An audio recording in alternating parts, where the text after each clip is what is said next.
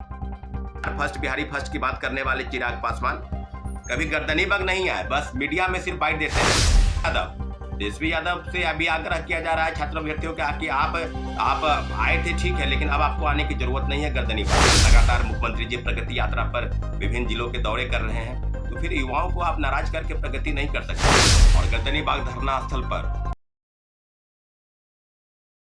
आंदोलन इसलिए हो रहा है क्योंकि अभी तक बिहार सरकार चुप है। नमस्कार साथियों, जय हिंद। मैं सौरभ कुमार। और बीपीएससी की कार्य प्रणाली के खिलाफ जो आंदोलन चल रहा है और लगभग 57 दिन बीत चुके हैं और गर्दनी बाग धरना स्थल पर फिर एक बार से महाजुटान होने जा रहा है। और आंदोलन इसलिए हो रहा है क्योंकि अभी तक बिहार सरकार चुप है और जो कोर्ट में याचिका दायर है माननीय उच्च न्यायालय में, उस पर तारीख मिल रहा है। आपको बताते चले कि जिस प्रकार से प्रोटेस्ट चल रहा है, निश्चित रूप से 18 दिसंबर के बाद कई बार बीपीएससी का घेराव हुआ, सड़क पर मार्च हुआ। आपने देखा होगा कि 25 दिसंबर को हम लोगों ने बीपीएससी का घेराव किया। 29 दिसंबर को गांधी मैदान के पास लगभग 35 से 40 हजार अभ्यर्थी, प्रशांत किशोर जी अभ्यर्थियों के साथ थे और सब चीज़ों के ऊपर आपने देखा। उसके बाद फिर हम लोग एक और प्रोटेस्ट किए, उसके बाद फिर 30 जनवरी को प्रोटेस्ट हुआ। तो फिर आपने देखा होगा कि अभी तक सरकार के तरफ से कोई विशेष डेवलपमेंट नहीं आ रहा है नजर कि आखिर क्यों बीपीएससी की इस कार्य प्रणाली पर, जहां एक परीक्षा 2 पाली में आयोजित कराकर और कह रही है कि नॉर्मलाइजेशन लागू नहीं होगा, सामान्यकरण लागू नहीं होगा, और बीपीएससी के चेयरमैन रवि परवार मनु भाई सहित जो सेक्रेटरी है सत्यप्रकाश शर्मा और जो परीक्षा नियंत्रक सह परीक्षा नियंत्रक राजेश सिंह, तीनों लोग ऐसे हैं जो छात्रों के सवाल पर, मीडिया द्वारा पूछे गए सवाल पर टाल मटोल करते आए हैं।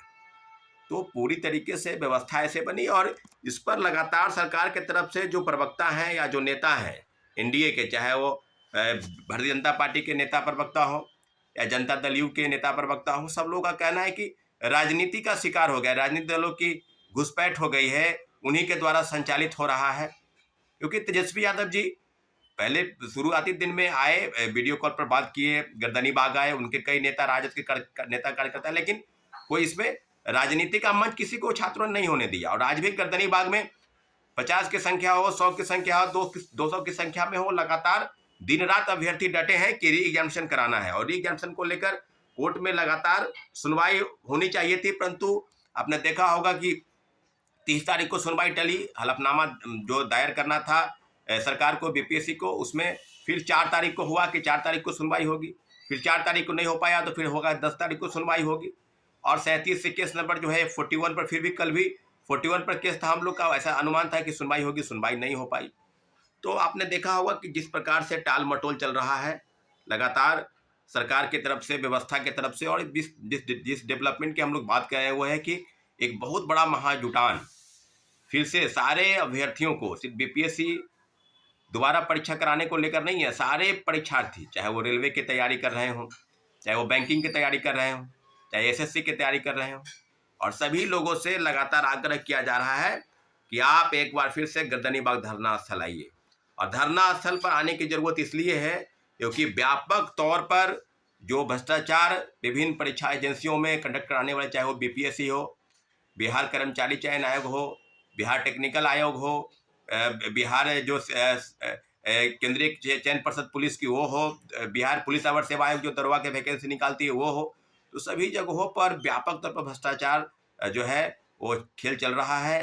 धांधली सेटिंग का जो प्रक्रिया है वो जारी है, क्योंकि जो मास स्टॉक हैं, जो मास लेवल पर जो स्टेक होल्डर हैं वो है छात्र। और बिहार में आपने देखा होगा कि कोई विशेष रोजगार धंधे नहीं है, न कोई फैक्ट्री विशेष तौर पर लगी है। तो जो पैसे के उगाही है वो कोचिंग इंस्टीट्यूट, कोचिंग माफिया, शिक्षा माफिया, पेपर लीक कराकर इस प्रकार से, क्योंकि चुनाव में बहुत बड़े पैमाने पर पैसे की जरूरत होती है, तो कुल मिलाकर जो पैसे हैं वो यही इन्हीं सब चीज़ों से धन उगाही की जाती है ताकि व्यापक रूप से उसमें खर्च किया जा सके।